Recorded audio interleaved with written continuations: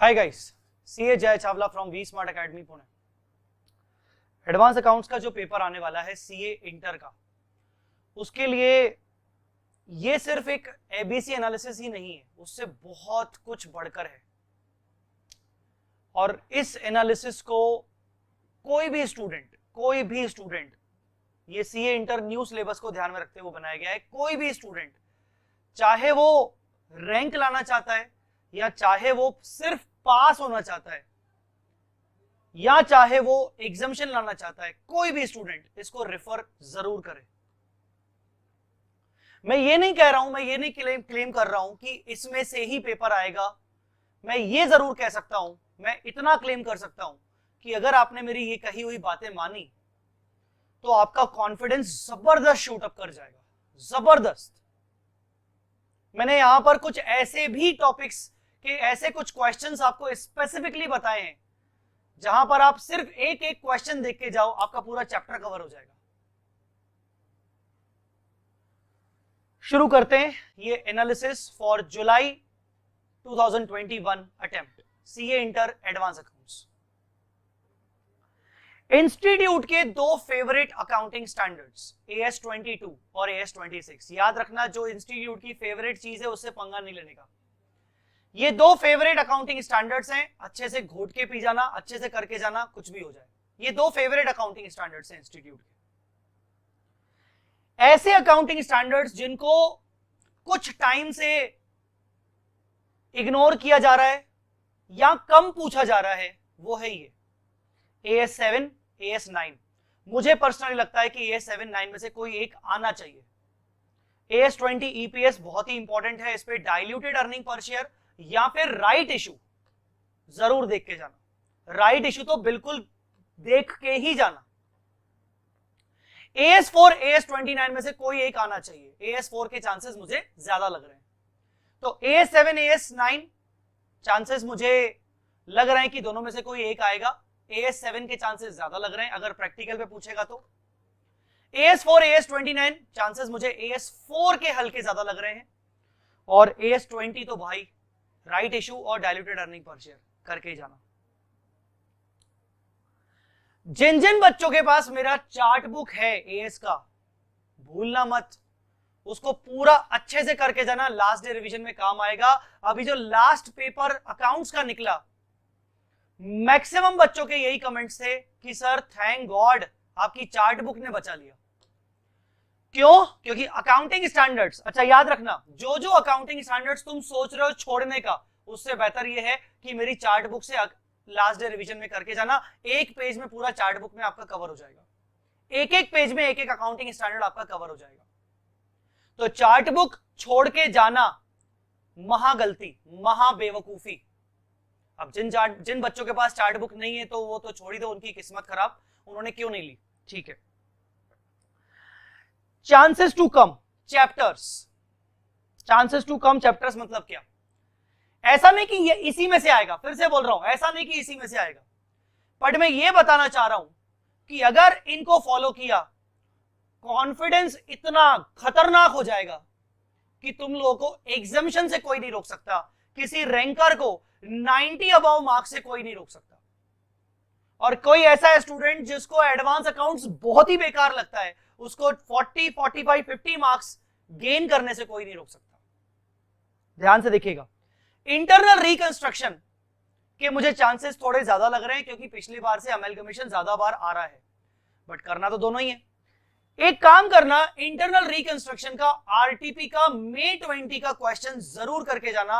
अगर सिर्फ वो क्वेश्चन कर लिया तो इंटरनल रिकंस्ट्रक्शन के अगर टाइम नहीं भी मिल रहा, सिर्फ एक क्वेश्चन करके जाना। मास्टर प्रॉब्लम है, बहुत अच्छा क्वेश्चन है, चेन्नई वर्क वाला क्वेश्चन है, चेन्नई बॉम्बे वाला क्वेश्चन है, आरटीपी May 20, जबरदस्त क्वेश्चन है। Liquidators final statement of account कई टाइम से नहीं आया है, 2-3 अटेम्प्ट से नहीं आया है, मेरा पर्सनल ओपिनियन है आएगा। इसमें वो जो वर्किंग रहती है कि कुछ शेयर्स पार्टली पेड होते हैं, फिर नोशनल कॉल बुलवाते हैं, वो वर्किंग वाला क्वेश्चन जरूर करके जाना। हो सकता है छोटा 5 मार्क्स का, वो सिर्फ वर्किंग पे पूछ लिया जाए।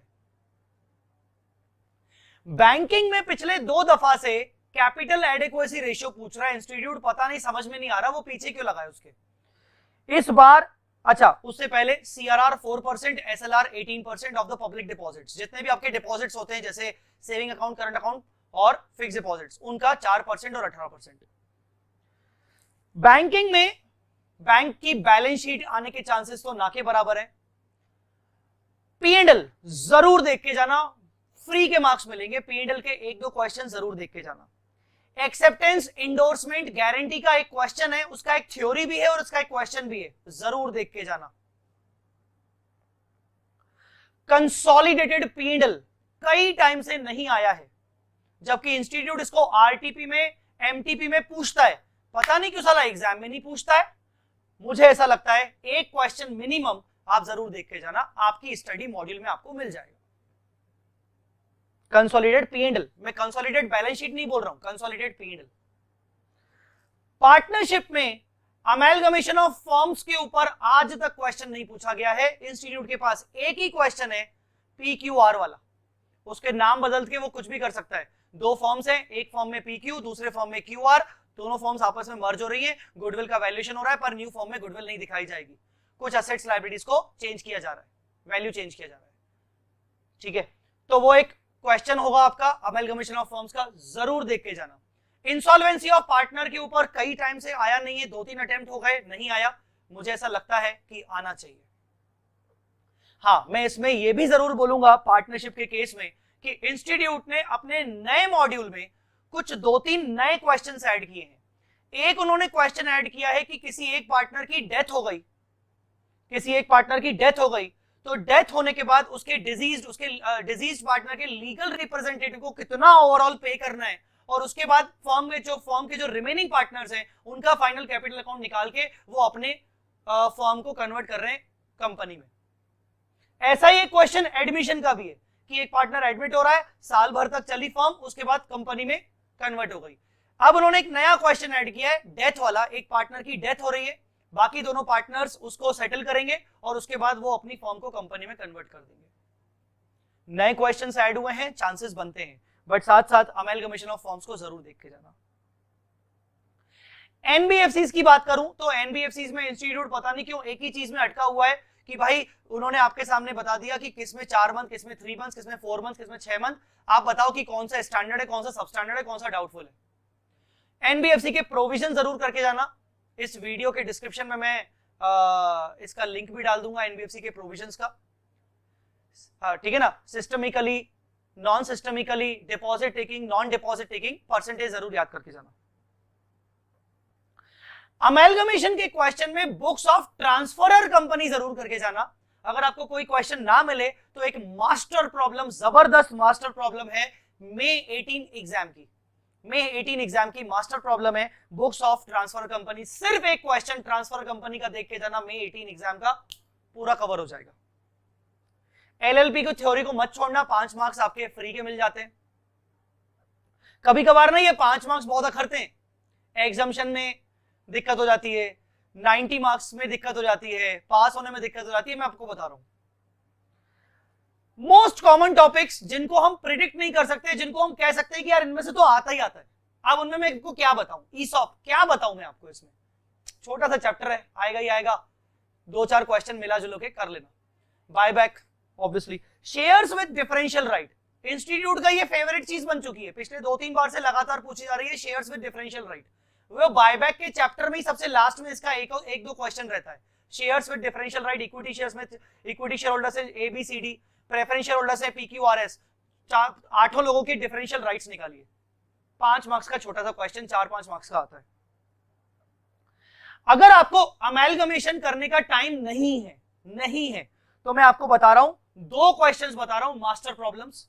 एक तो आरटीपी का नवंबर 19 जरूर ट्राई करना, और दूसरा आपका एक जो नया मॉड्यूल आया है टेस्ट योर नॉलेज का क्वेश्चन नंबर 5। वाह बेटे वाह, मजा आ जाएगा। क्वेश्चन नंबर 5, तो आरटीपी का नवंबर 19 ट्राई कर लेना, और टेस्ट योर नॉलेज का question number 5। Test your knowledge मतलब आपका आईसीआई मॉड्यूल जो नया वाला है, बिल्कुल एक काम करना, इंस्टीट्यूट के वेबसाइट पे जाके डाउनलोड कर लेना नया वाला मॉड्यूल, और उसका क्वेश्चन नंबर 5, मजा आ जाएगा।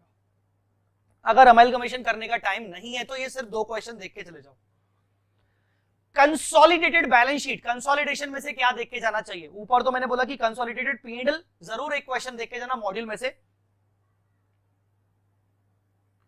बट कंसोलिडेटेड बैलेंस शीट अगर आपके पास देखने का समय नहीं है, सर क्या क्या देखूं, कैसे कैसे देखूं, समझ नहीं आ रहा, ये दो क्वेश्चंस मास्टर प्रॉब्लम ये दो क्वेश्चंस देख के जाना न्यू मॉड्यूल में। एक तो illustration number 10 of module uniform accounting policies वाला क्वेश्चन है, एक बार एग्जाम में बहुत पहले आया था, अभी चांसेस है आ सकता है, जब पहले आया था तो आंसर कुछ और था, अभी उन्होंने इंस्टीट्यूट ने कुछ आंसर बदला है, नए मॉड्यूल में आपको मिल जाएगा इलस्ट्रेशन नंबर 10। नए मॉड्यूल में ही question number 5 of test your knowledge, जबरदस्त क्वेश्चन है, ये भी करके जाना। मैं ये इसलिए बोल रहा हूं कि अगर आपके पास समय नहीं या फिर आप ऐसे कुछ प्रॉब्लम्स ढूंढ रहे हो मास्टर प्रॉब्लम्स की जिसमें सब कुछ कवर हो जाए, वो ये क्वेश्चंस हैं अमेलगमेशन कंसोलिडेशन में, ठीक है ना, वो ये क्वेश्चंस हैं। ट्रांसफर कंपनी का मैंने आपको बता दिया, May 18 एग्जाम वाला कर लेना, बुक्स ऑफ ट्रांसफर कंपनी के लिए आपको एक क्वेश्चन देख के जाना चाहिए। इंटरनल रिकंस्ट्रक्शन का मास्टर प्रॉब्लम मैंने आपको बता दिया, May 20 आरटीपी का जबरदस्त क्वेश्चन है, देख के जाना, आपका सब कवर हो जाएगा। अब ये है मेरी तरफ से चीजें कि आपको क्या क्या ध्यान रखना चाहिए। नाउ चार्ट बुक छोड़ के गए, बहुत बड़ी मिस्टेक हो जाएगी, चार्ट बुक जरूर करके जाना चार्ट बुक। जो एएस में कॉन्फिडेंस नहीं है, लास्ट डे के लिए चार्ट बुक बचा के रखो। अच्छा, लास्ट डे मुझे कौन कौन से टॉपिक्स करने चाहिए?